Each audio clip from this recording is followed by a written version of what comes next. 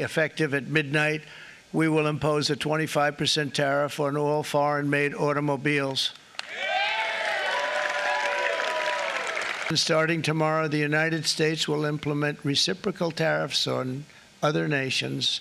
It's been a long time since we even thought of that. We used to think about it a lot. We didn't think about it for many decades, and you see what's happened. For nations that treat us badly, we will calculate the combined rate of all their tariffs, non-monetary barriers, and other forms of cheating. And because we are being very kind, we're kind people, very kind.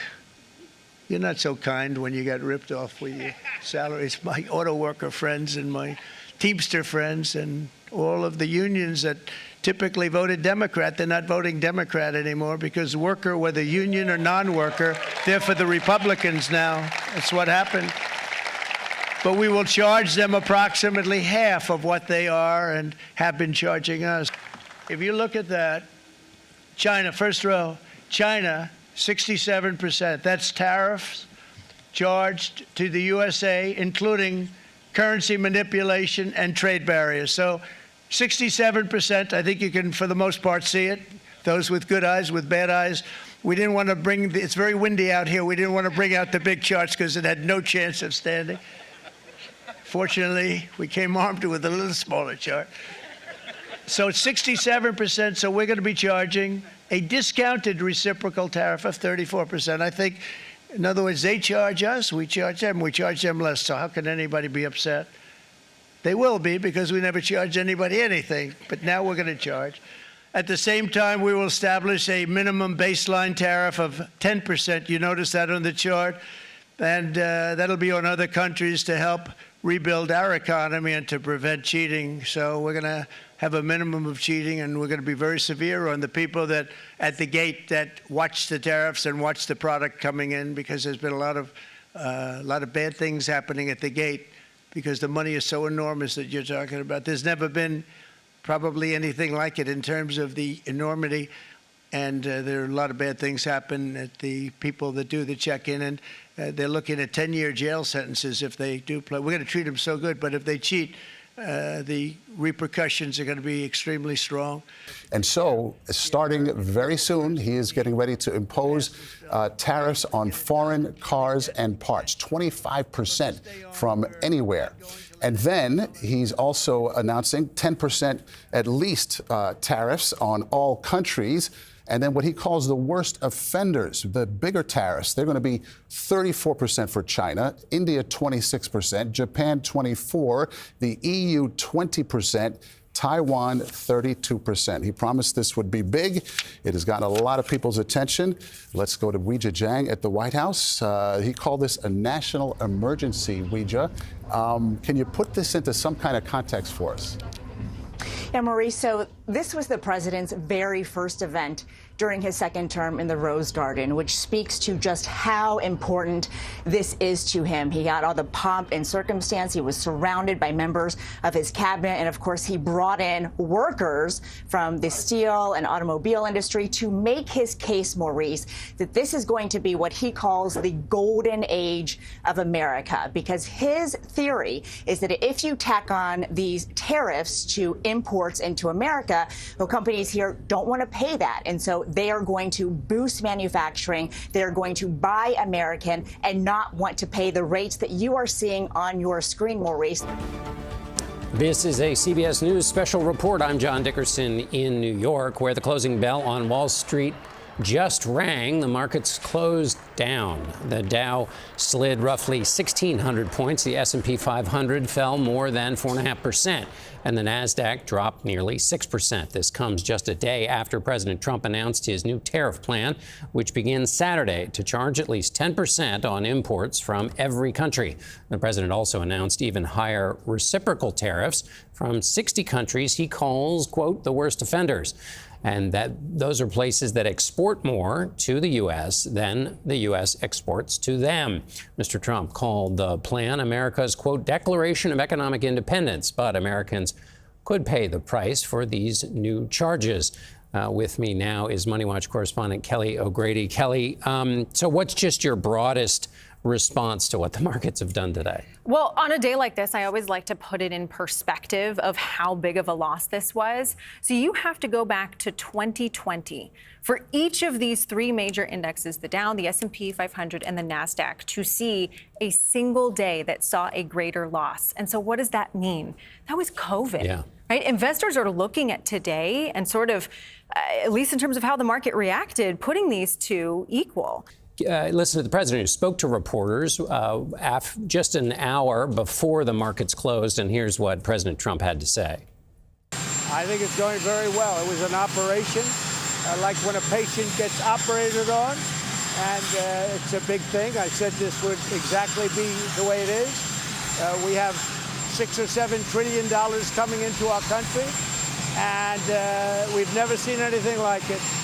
The markets are going to boom, the stock is going to boom, the country is going to boom, and the rest of the world wants to see, is there any way they can make a deal? They've taken advantage of us for many, many years. For many years, we've been at the wrong side of the ball, and I'll tell you what, I think it's going to be unbelievable. This is a CBS News special report. I'm John Dickerson in New York, where Wall Street took another dive today. The Dow fell roughly 2,200 points, about 5%. The NASDAQ dropped nearly 6%, around 1,000 points, and the S&P 500 slid roughly 6% as well.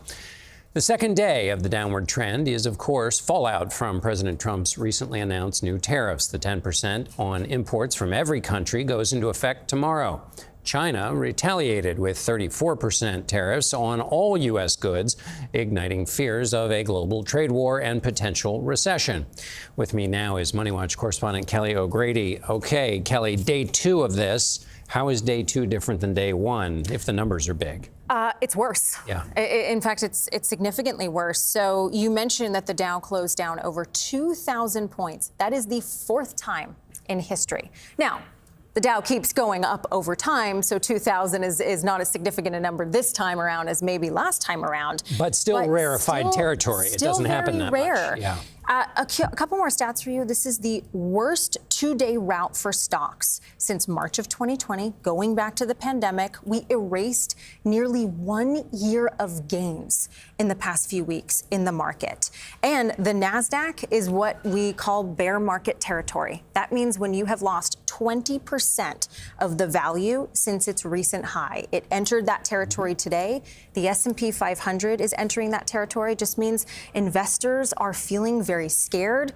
All the sectors were down, and tech really took it on the chin, which we talked about yesterday. Right. It hurts your 401k. That's right. And tech, because they both have component parts coming from overseas, and they have huge markets like Apple, 15 to 20% of their market in China. It is shaping up to be another turbulent week as President Trump's trade war with the world escalates. The global sell-off triggered by President Trump's tariff announcements wiped out more than $6 trillion of wealth from the U.S. stock market in just 2 days. In a social media post yesterday, the president urged the country to hang tough. All this as tens of thousands of people took to the streets yesterday from Washington, D.C. to Minnesota and Columbus, Ohio, protesting many of Trump's policies, Elon Musk, and tariffs. We begin this morning with Commerce Secretary Howard Lutnick. Mr. Secretary, the campaign's over. You won. So I'm asking what the plan is. So the Treasury Secretary said on another network, we're going to hold the course. It's not the kind of thing you can negotiate away in days or weeks. That makes it sound like the tariffs are staying in place at least for days or weeks. Is that correct, or is the president considering postponing implementation to negotiate? There is no postponing. They are definitely going to stay in place for days and weeks. That is sort of obvious. The president needs to reset global trade. Everybody has a trade surplus, and we have a trade deficit. We are paying away our future and our lives. The countries of the world are ripping us off, and it's got to end. The president has made it crystal clear. This is the policy we are going to protect. The factories that come build in America, we are going to protect them. They're going to be successful. That's why they're going to build in America, the greatest economy in the earth. All of these companies are going to come and build here. So when three of the president's other economic advisors who are on other networks today say that 50 different countries have been calling the White House to try to talk about the tariffs. What does that mean? Because that makes it sound like there is a negotiation, which is different from saying the tariffs are permanent. Well, what it shows is that all these countries know that they've been ripping us off, and the day has come for that to end. Now, the problem is, it's not just tariffs. Like, I'll give you an example. Like, Vietnam said they'd like to be 0-0. Remember, Vietnam sends us $120 billion worth of goods every year. Yes, and cheap we send manufacturing. them about $12 billion. Wait, we send them $12 billion. So it's not the tariffs. It has nothing to do with tariffs. If they went to 0-0, they would go to $200 billion with us. We need to stop the ripoff, and 0-0 is the way I to know, make but a we don't more have of a 0-0, sir. ripoff. We don't have 0-0, actually, because when we saw the president stand in the Rose Garden holding up that chart that you helped make, that wasn't actually tariffs. That was actually confusing to investors because it was some kind of other formula, and the countries themselves seemed kind of random. Like, why are the Heard and McDonald Islands, which don't export to the United States and are quite literally inhabited by penguins, why do they face a 10% tariffs? Did you use AI to generate this? No, the idea is Why that there are they no on the countries list? left off.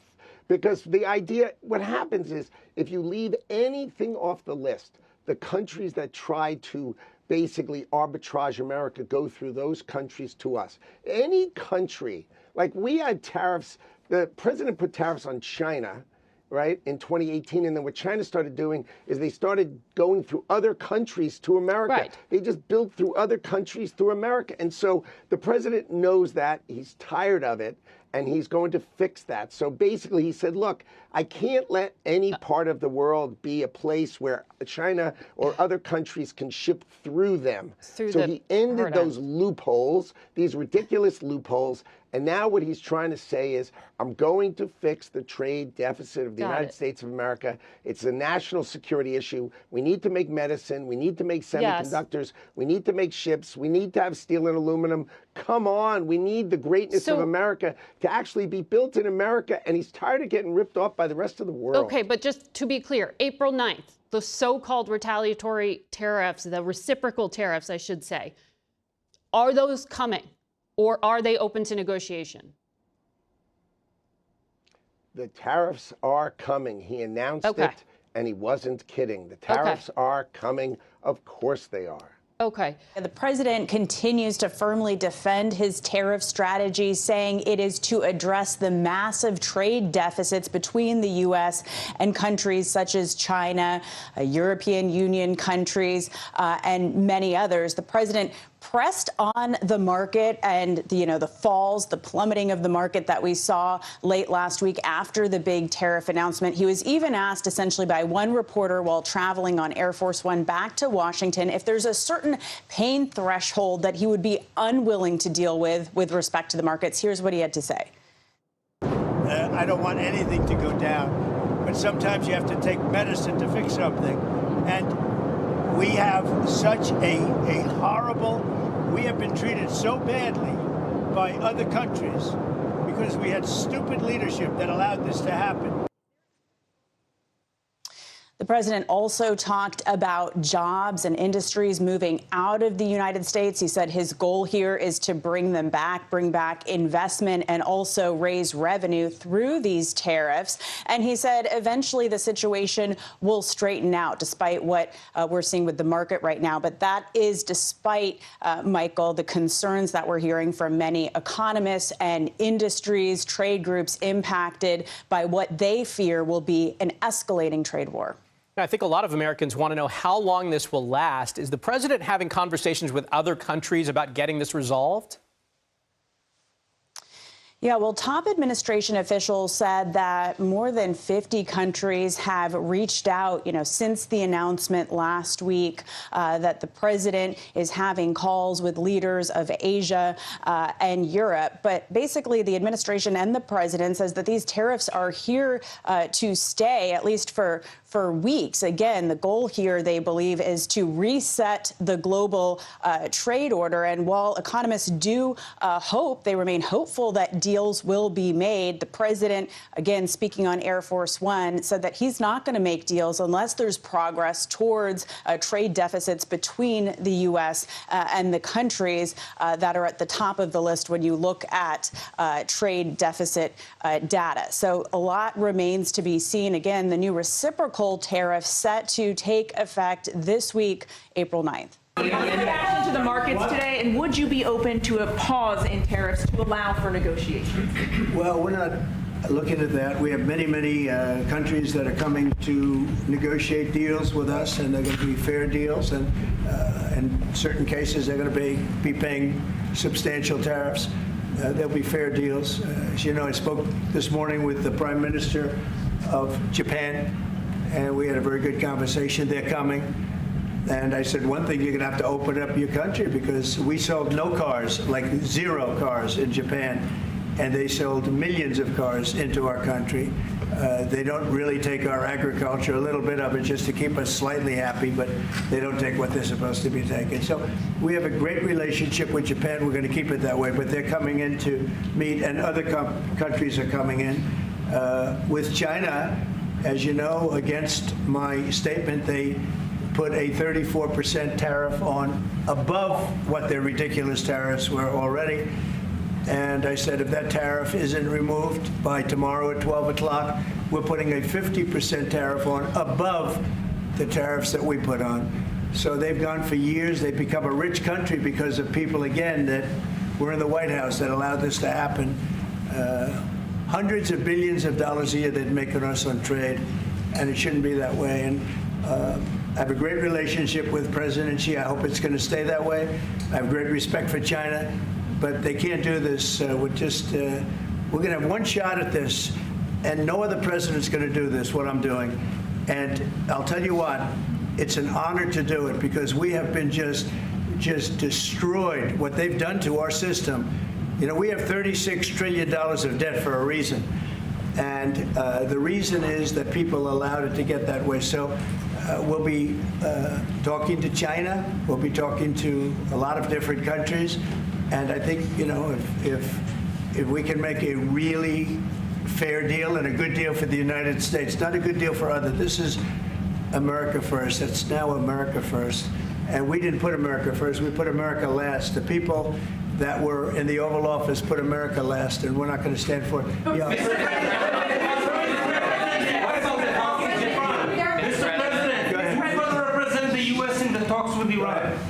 Two questions. Do you expect any of these deals to be made before April 9th? And secondly, there have been some mixed messages from your administration. You're talking about negotiations, and yet others in your administration are saying that these tariffs are actually permanent. What is the action? Well, they can both be true. There can be permanent tariffs, and there can also be negotiations, because there are things that we need beyond tariffs. We need open borders. We almost had a deal with China where we're going to open up China. It was almost done. Some of you remember it during my first term, and it was very disappointing. We ended up making a great deal. $50 billion worth of product was sold. $50 billion. You'd like that in Israel. And I made that deal, but it wasn't the deal that I wanted. It was the deal that I wanted was that, plus they were going to open up China so that our companies could go into China and compete with other countries and China for for a large number of people. And at the very end, that deal was terminated, and we went to a piece of the deal. And so there are a lot of things outside of tariffs, but tariffs are very important. But there are a lot of things like opening up countries that were totally closed. China is essentially a closed country.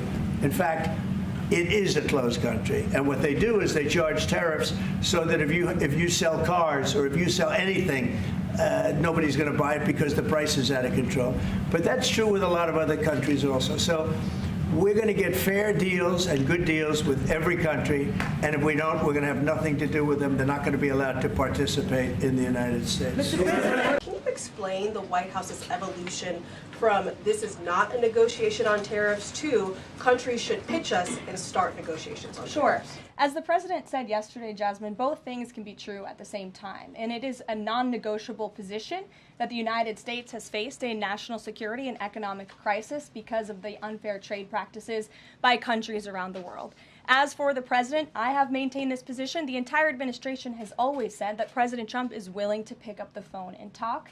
And the president met with his trade team this morning, and he directed them to have tailor-made trade deals with each and every country that calls up this administration to strike a deal. And listen, and each and every one of these trade deals should be tailored and unique based on that country's markets, based on that country's exports, the imports here in the United States of America. What makes the most sense for the American worker and for our industry? The president is focused on putting America first. So was the evolution not factored in or determined by kind of the tumult in the stock market? Was that not a part of the consideration to start making these negotiations and deals? Again, I would reject that there was an evolution. On day one, we had said that the president will always pick up the phone for other nations and other companies that call this administration. The president always has a listening ear, and it's a non-negotiable fact that America has faced a national security and economic crisis for many decades, and President Trump is just the first to address this. And then my last question, how will negotiations change how much revenue the White House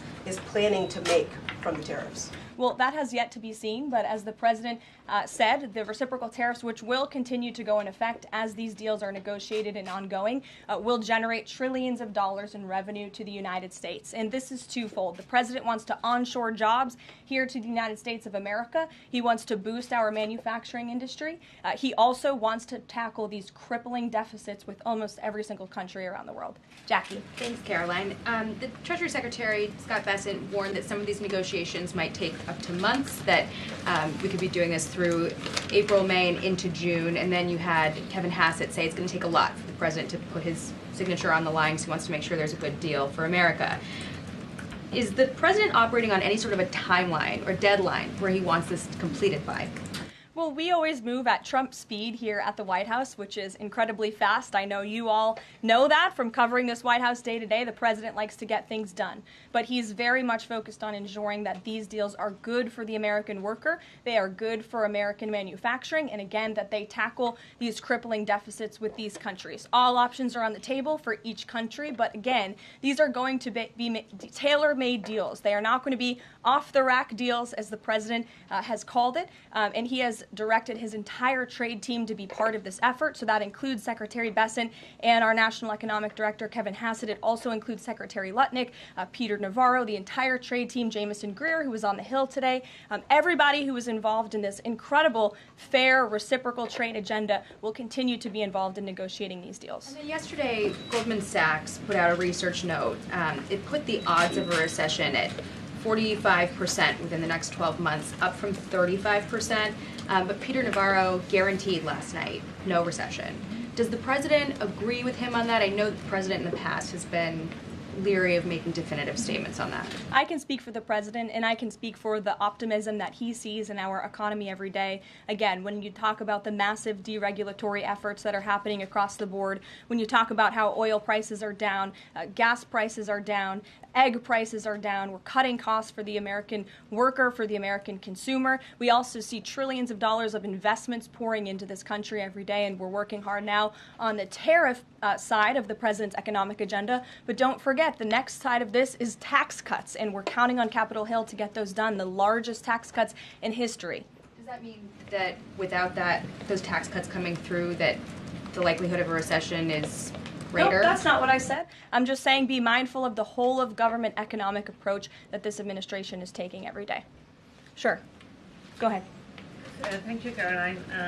You just said that One of the reasons these tariffs are going into effect is that some countries have been ripping off the United States, but some of the tariffs target countries like Madagascar, Bangladesh, with very high levels of poverty. So can you explain how the president wants to correct the deficit with those countries? Is there a plan, for example, to onshore the textile industry that these countries are known because, and, you know, just like, can you be specific about those like low income? Sure.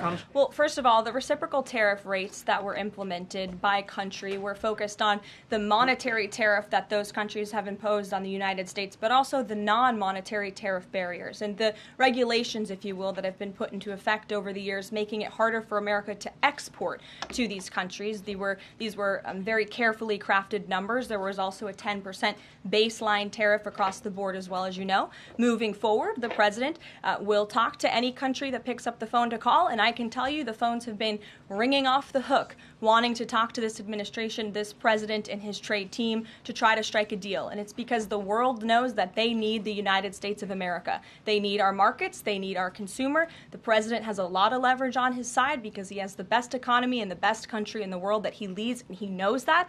And it's about dang time we finally have a president who uses that economic leverage to benefit American workers. And that's what the president is trying to do. Maggie. Caroline, thanks.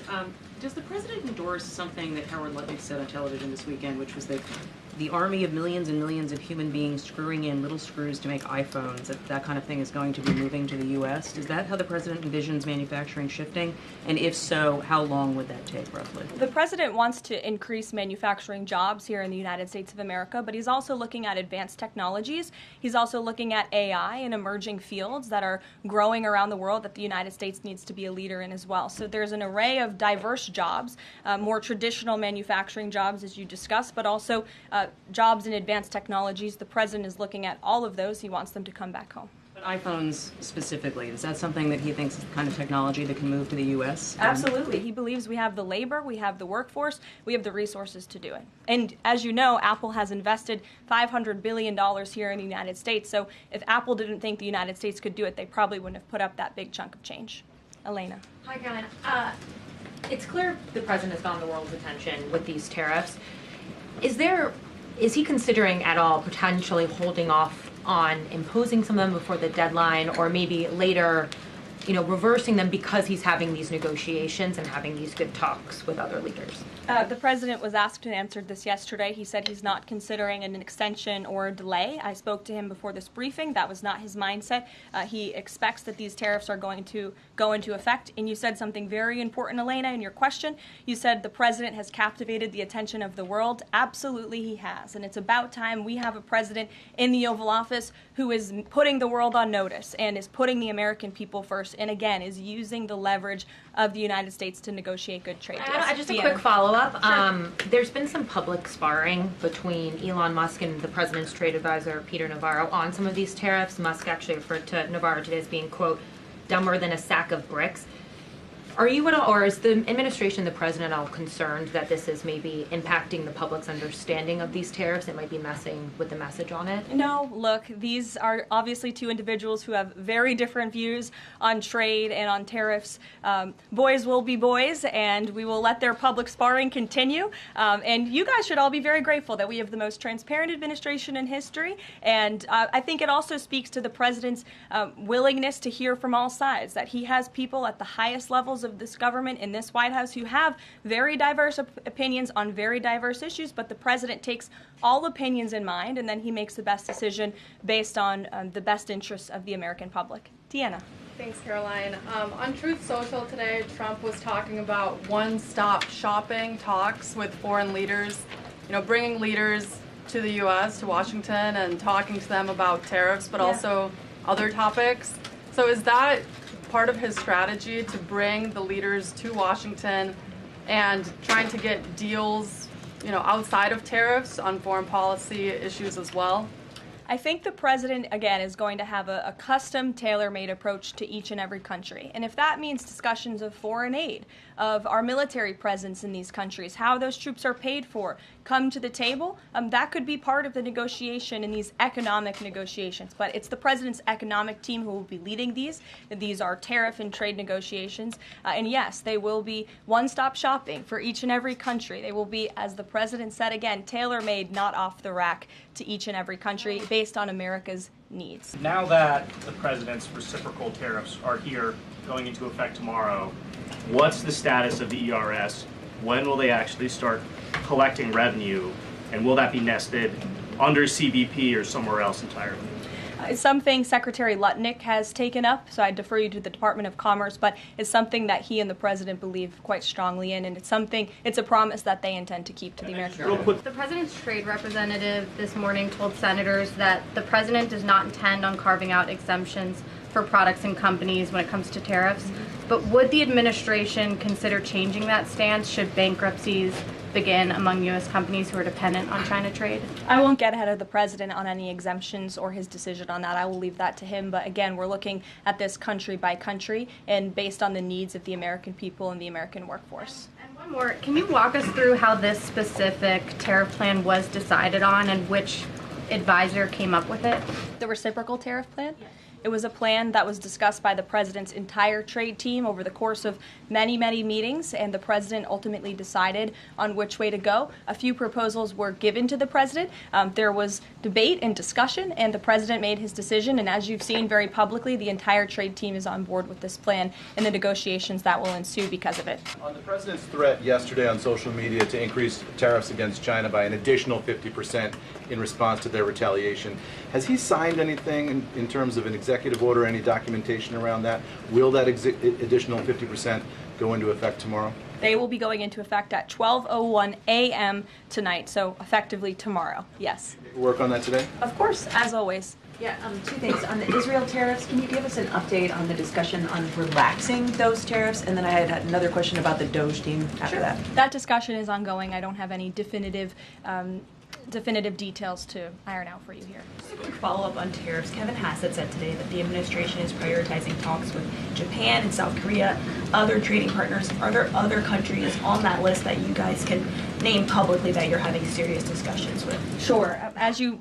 have heard from various administration officials, myself included, there have been nearly 70 countries that have reached out to the administration last time I checked, but again, I hear the phones are ringing off the hook. There are foreign leaders who want to fly to Washington tonight and get on a plane to negotiate with this country, which shows you the leverage that the president is using. It shows you the rest of the world needs the United States of America to do business with. Israel, obviously, yesterday you heard a public statement from Prime Minister Netanyahu. The president has detailed his calls with the leaders of Japan and South Korea. We are going to prioritize our allies and our partners around the world first when it comes to these negotiations, and the trade team will be divvying them up again to make tailor-made trade deals around the world. Ed, go ahead. As promised. Yes, thank you. You mentioned the 70 countries or so. I'm curious, though, under what conditions at this point would President Trump talk to President Xi about tariffs? Look, I just spoke to the president about this, and he believes that China wants to make a deal with the United States. He believes China has to make a deal with the United States. It was a mistake for China to retaliate. The president, when America is punched, he punches back harder. That's why there will be 104% tariffs going into effect on China tonight at midnight. But the president believes that Xi and China want to make a deal. They just don't know how to get that started. And the president also wanted me to tell all of you that if China reaches out to make a deal, he'll be incredibly gracious, but he's going to do what's best for the American people. So China has to call first?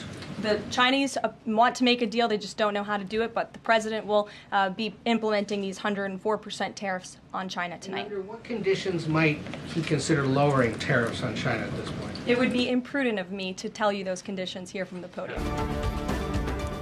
This is a CBS News special report. Good afternoon, everyone. I'm Maurice Dubois. President Trump making big news this afternoon. He's just announced a 90-day pause on tariffs for many countries around the world. In a Truth Social post here, it's a lengthy one. I'm going to read it to you. The president said, based on the lack of respect that China has shown to the world's markets, I am hereby raising the tariff charged to China by the United States of America to 125%, effective immediately.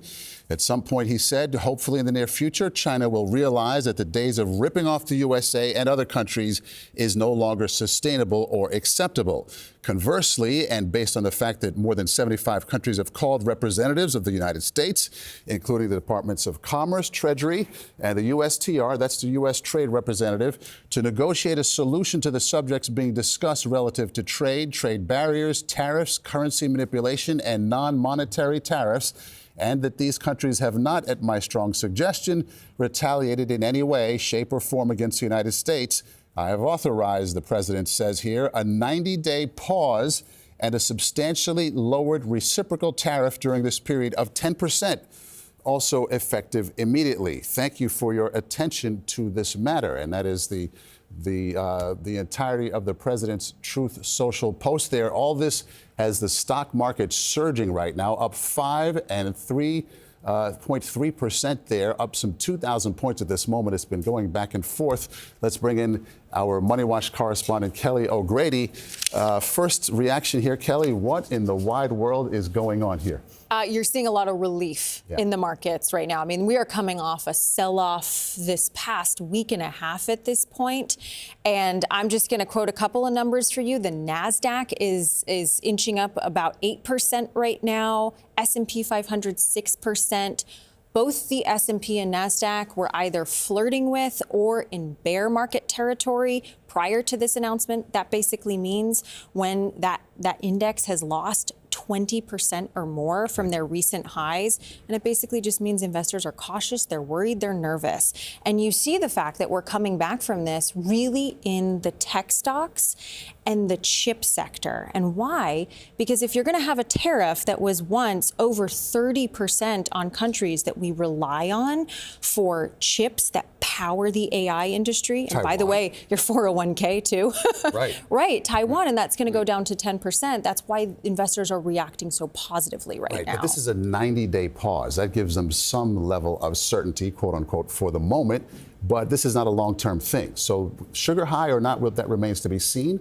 Talk about the psychology here that leads to this kind of euphoric feeling. And that's exactly right. In fact, I'm texting with investors right now saying, how are you feeling? Is this temporary? Sugar high, I think, is a good way to describe this because we have seen the president with Canada, with Mexico, with other countries do this pause before, where we're going to do it, now we're not going to do it, and at some point in the future, that levy does get put on, those tariffs do get put on. So the investors that I'm talking to are sort of getting back in the sectors where they think that this is going to be a positive, but they are still very cautious because we have seen this change so rapidly, which gets to that uncertainty point, Maurice. Right. Are you surprised? Or should we be surprised? Or did people see this coming all along? I'm wondering. Well, I'm never surprised now when we talk about tariffs, Maurice. Right. That's the one thing you can be certain about. Right. No, people did not expect this today, and that's why you saw, sell-off happening, so much uncertainty in the market. And there's actually this metric that we track about uncertainty. Investors were predicting so much uncertainty over the next 30 days. So no one expected this. And I think right now investors, one actually texted me right before I got on with you, and he said, expect the unexpected. And that is what I'm telling my clients going forward. Truly. Okay, Kelly, thank you so much. Let's go to Margaret Brennan now. She's in Washington. Margaret, do you have any sense of what led to this moment? Well, Maurice, in some quick calls I made before coming to speak with you, I was trying to discern exactly that. What I can tell you is that there were two big things that happened today that would be weighing on President Trump's mind. One of them was not just the sell-off in stocks that's been ongoing, but a big shift here when it came to particularly foreign buyers not being very excited about buying U.S. government debt. That short-term debt sale that was supposed to happen, that happens on Wednesday and Thursday, there was a lack of interest from foreign buyers. So not necessarily foreign buyers coming in and selling U.S. government debt, which is how we finance a lot of things in this country, but a concern saying and showing that there is concern about the long-term and short-term economic health of the United States. Two, you also see over on Capitol Hill some concern about getting the president's budget framework through the House of Representatives. We know as of this weekend, the Speaker of the House was trying to voice confidence that he could get this budget framework through. This is the way they can sort of expedite the other plank of the president's economic platform. Remember, he promised all these tax cuts and funding the border and other Republican initiatives. That got harder for him when he saw some members of the Republican Party stand up and say, I don't like what you're doing in my state when it comes to farmers, for example, who are going to be hit by retaliatory tariffs or the fallout from them. So you had two things weighing on the president's mind there. One, the other plank of his economic platform may be in peril because of the sequencing being off since he went into a trade war without moving the other part of his economic platform first. So the votes were a problem. Also, when it came to the market nervousness. And you can see, we're looking at the Dow Jones Industrial Index there and stocks, but if you look at the debt markets, there was a lot of concern there today. So those are two factors. As one investor said to me, the White House pulled the knife out of their own heart. This wasn't a victory. We did hear from the Treasury Secretary promise of future negotiations with the Japanese and the South Koreans. But CBS reporting to this point is that there isn't really a negotiation underway. There are talks about having talks. So there isn't a deal that was announced here. And when it comes to China, where the Treasury Secretary was saying he's really focused, we don't have any contact at this point. Okay, Margaret, and as you're speaking there, we see the Treasury Secretary, Scott Bessent, there speaking to reporters outside the White House. If Margaret's still there, I just want to ask you one more question there, Margaret. Can we read anything into the 90 days that the president is going to pause these tariffs? Does 90 days have anything to do with budget negotiations by any chance? That's an interesting timetable to point to there. In terms of what we knew the expectations were for the votes on those things, that there is the hope that they could get the tax cuts and all that business done by August at the very latest. So the timetables and the sequencing, it's useful to take this off the table is the short answer to your question. Of that movement. I have to stop you because we are hearing from President Trump now. By the way, he's speaking in front of several auto racing champions of 2024. Let's listen. To us on trade, not only with, if you look at it, not only with China, but China was by far the biggest abuser in history, and others also, but somebody had to do it. They had to stop because it was not sustainable. Last year, China made $1 trillion off trade with the United States. That's not right. And now I've reversed it. It's for a short period of time, but we made $2 billion. We're making now $2 billion a day. And somebody had to do it. Roger actually said it. Charles Schwab was here a little while ago, one of the great financial people, and he said he's been waiting for 40 years for somebody to do what I did over the last month. And if you didn't do it, you wouldn't have a country. It wouldn't be sustainable. So I'm honored to have done it. And, look, nothing's over yet, but we have a tremendous amount of spirit from other countries, including China. China wants to make a deal. They just don't know how quite to go about it. It's one of those things they don't know how quite. They're proud people. And President Xi's a proud man. I know him very well. And they don't know quite how to go about it, but they'll figure it out. They're in the process of figuring it out, but they want to make a deal. And we have many other countries, as you know, many more than 75. And they all want to come, and they want to come here, or they'll go to Commerce, or they'll go to Treasury. We have our great senators here and congressmen. They'll call John, they'll do somebody, they'll go through somebody, but they're all calling, how do we do this? They all want to make a deal. Somebody had to do what we did, and I did a 90-day pause for the people that didn't retaliate, because I told them if you retaliate, we're going to double it. And that's what I did with China, because they did retaliate. So we'll see how it all works out. I think it's going to work out amazing. I think that our country is going to be at the end of a year or shorter, but I think we're going to have something that nobody would have dreamt possible. A man like Roger Penske, I don't want to get him in trouble with China, so I won't, but he would know that someday you have to cut the bow and you have to do what you have to do, right, Roger? And that's what I did, and I'm very happy to have done it. Mr. President, was there anyone the Prime Minister of Greece just told Breitbart's Matt Boyle that he thinks absolutely the European Union and the United States could work out a trade deal that's win-win and, quote, mutually beneficial to both sides. What do you think about the Prime Minister's comments, and do you think a deal could be struck with the European Union? First of all, I know him. He's a good man, and I appreciate his comments. Yeah, a deal can be made with every one of them. A deal's going to be made with China. A deal's going to be made with every one of them. And there'll be fair deals. I just want fair. They will be fair deals for everybody. But they weren't fair to the United States. They were sucking us dry, and you can't do that. You know, we have $36 trillion of debt for a reason. We don't have it there for fun. They have it for a reason. And people took advantage of our country, and they ripped us off for decades. I've been thinking about this for decades. If you ever saw me on television, I was young like these guys. And those are good old days, I'll tell you, Roger. But I was like these guys, young, and I was talking about it. Nothing changed, and nothing was done about it. Then I did it. In my first term, I did it, and did it well. We took in hundreds of billions of dollars from China and others, and I started the process, but then we had to fix up from the COVID mess caused by China. We had to fix up from that, and we did a good job of doing it. And when we handed back the reins after a rigged election, and when we handed back the reins, the stock market was higher than it was before COVID coming in. So, you know, we did a great job, but we didn't have time to do the big thing, which we're doing now. And it's, you know, it's like a patient is sick, you have to do surgery. Patient is very, very sick. And Joe Biden handed us over a country that was in very serious trouble, economically and in every other way. They let China run away with things. They let other countries run away with things. And maybe worst of all, in a certain way, is what they did at the border. We had people pouring into our country by the millions. Many of them were murderers and drug lords and thieves and people from prisons from all over the world. And there were people from mental institutions, insane asylums.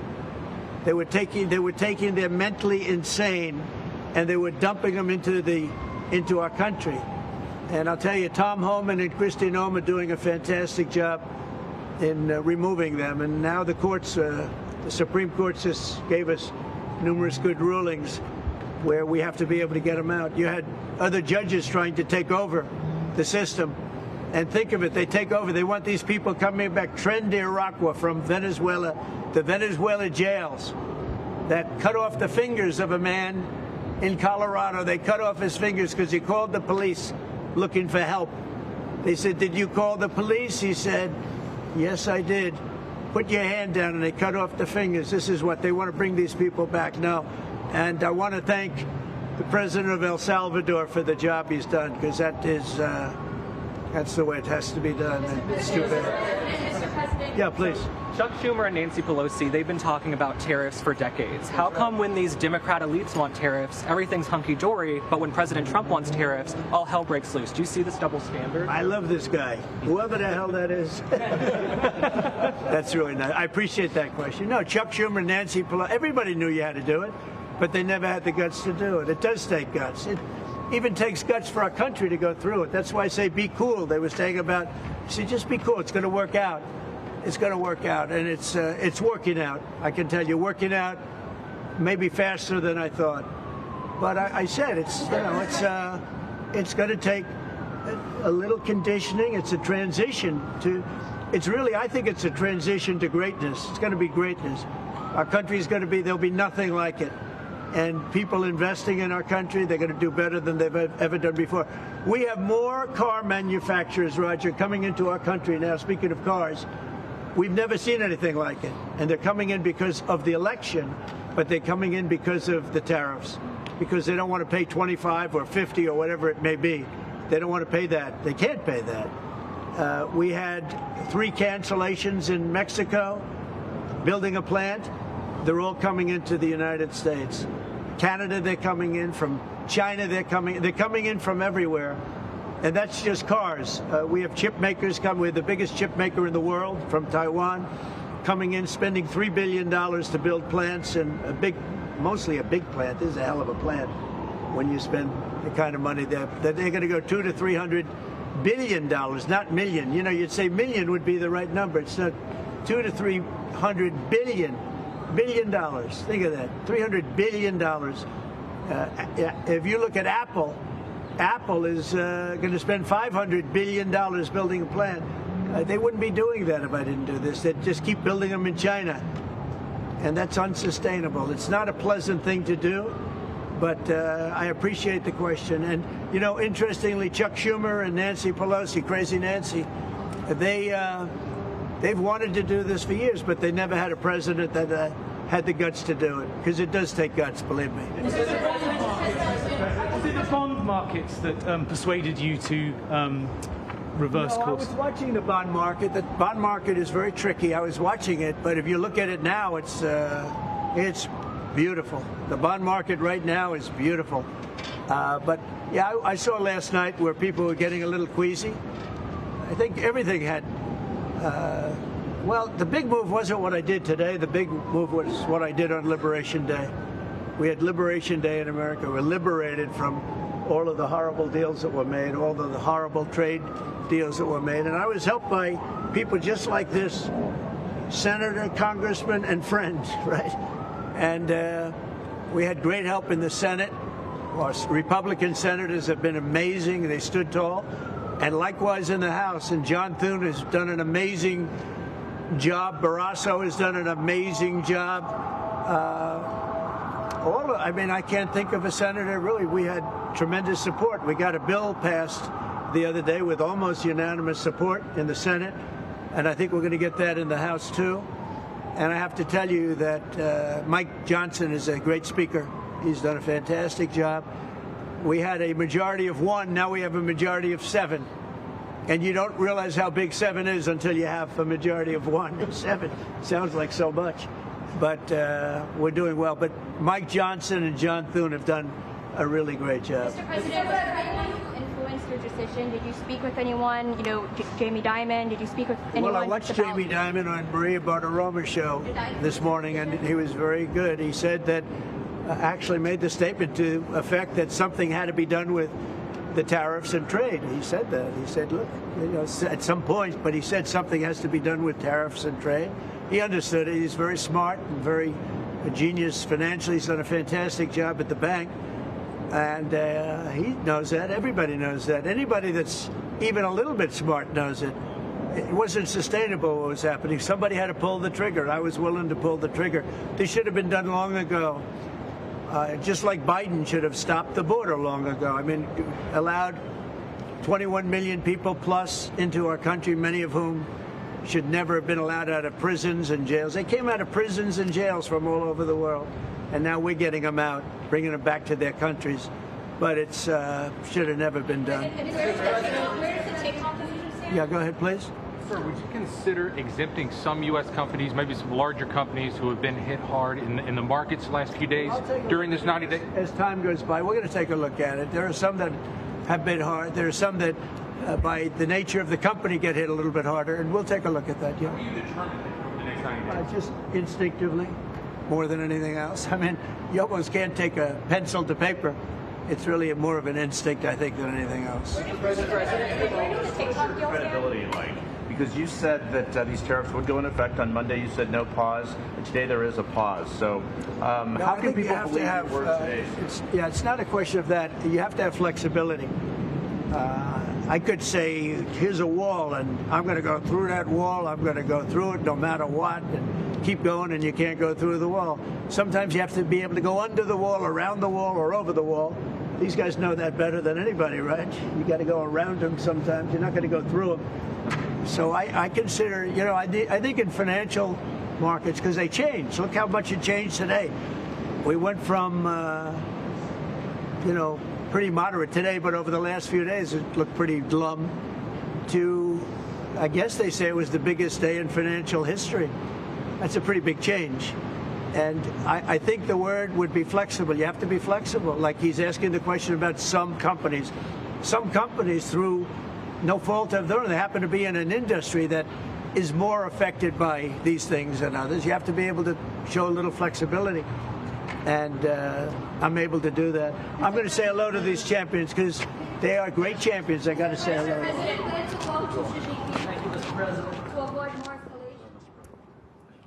President Trump there speaking to cameras. He was asked questions about tariffs. This is at an event here with some 2024 racing champions. All right, so the president said last year China made $1 trillion off of trade with the U.S. He said that's not right. I've reversed it.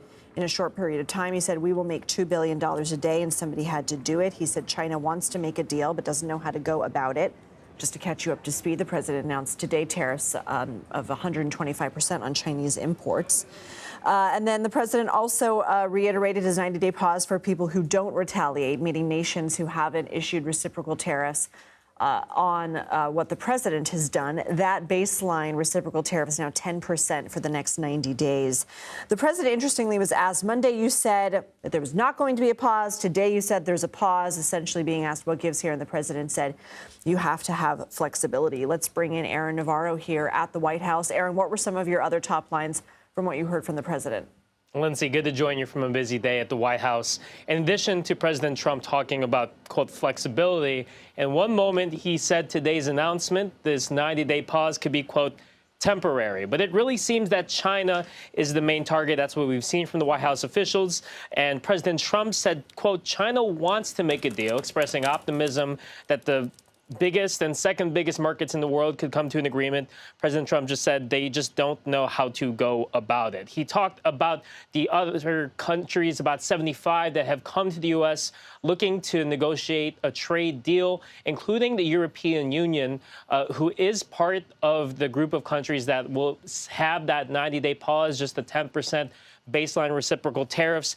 And President Trump, who has expressed lots of gripes with the European Union with trade deficits between America and European countries, seemed open to making a deal with them as well. Aaron Navarro, thank you so much. Let's go to CBS News congressional reporter Torian Small live on Capitol Hill for us. Torian, what is the latest now in terms of lawmaker reaction? And we did hear the president talk about Speaker Johnson and Majority Leader Thune as well. We know that the president is very actively involved in negotiating on the budget resolution with Congress as well. Right. The response from Republicans on the Hill, Lindsay, has been largely positive. Even some of the president's more vocal proponents or opponents to his tariffs, rather, like Susan Collins of Maine, came out saying that this is a very positive development, especially for allies. She hopes that the president moving forward could further differentiate between how he addresses trade with some of our adversaries and our allies, like Canada, for example. We also saw happen earlier today was a hearing with Trump's trade representative, Jamieson Greer. This is the second time he's on Capitol Hill testifying before Congress about these tariffs. What's interesting, though, he came into this hearing with the House Ways and Means panel without addressing a future pause that would happen. In fact, he was called out by it once that news broke while he was sitting in the hot seat and was asked whether or not he was privy to these discussions. He said he was, but he chose not to talk about it.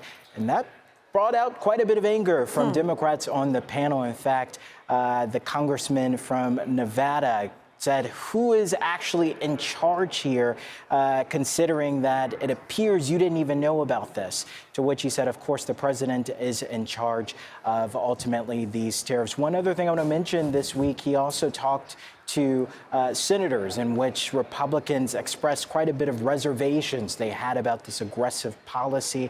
And Senator Tom Tillis of North Carolina said, in a joking way, I should point out, that he wanted Greer to point out whose throat he should choke out if this policy failed ultimately, to which Greer responded that he, of course, would take the fall for that. Even though there's a bit of levity behind that, Lindsay, there was quite a bit of reservations that we've seen expressed from Republicans. In fact, 7 Republican senators signed on to a resolution essentially rebuking these Trump tariffs. Right now, though, the response tends to be quite positive, considering that those concerns that they have been at least temporarily quelled through this pause. Temporarily quelled. Torian Small, thank you so much. Let's go back to CBS News Money Watch correspondent Kelly O'Grady. I want to ask you that question, sort of have you pull on that thread that the president was asked, that Monday you said there was not going to be a pause. Today there now is a pause. How are business leaders viewing his credibility when it comes to his tariff policy and the decisions that they need to make for their bottom line? Credibility is an interesting question. I mean, I think we talked about this. Negotiations, to be a good deal maker, you have to have uncertainty in the mind of your opponent. And that would be the case in these countries. I'm not when a it good comes negotiator, to, so can you say that again? what does that mean? If you and I are negotiating right now, if you think I'll do anything, right, that might make you a little worried. And that back and forth of, well, this is not a blanket pause, this is a 90-day pause, we've seen this move around before, it makes countries concerned, right? Well, we need to come to the table. For companies, this is really hard to plan. Do I source from China? Do I source from Vietnam? Do I come here? Do I move my production to Vietnam? And then the goalposts move. And now Vietnam is a target, or some other country that I've moved my production to. And for investors, I was speaking to one, and he texted me this line. He goes, "Fool me once." And of course, the saying goes, "Fool me once, shame on you. Fool me twice, shame on me." At this point, investors are kind of going back and forth. I think it's not just twice. It's a number of times we've seen things go back and forth. So we're seeing a market rally today, but a lot of investors I'm talking to are saying, well, let's hold on. This might not be something that we see for the next few weeks or months. And so from the business perspective, is it that's the investor perspective. From the business perspective, is it, I have now seen tariffs be threatened, imposed, and walked back at least twice. Am I not going to now move operations back to the U.S. because of the tremendous investment that would cost me? Because should tariffs be threatened again, they will be walked back again. I think what you're going to see from businesses is pause. Let's pause on making any huge decisions to see where the chips land. But a lot of businesses I am talking to that would like to see production in the U.S., what they're hoping for is incentives. Don't just say, slap me on the wrist if I'm importing from China, but give me more of an incentive, tax breaks, money to help me invest here. I think that's what folks are going to be looking for to make those huge decisions rather than a 90-day pause or not a 90-day pause. Okay.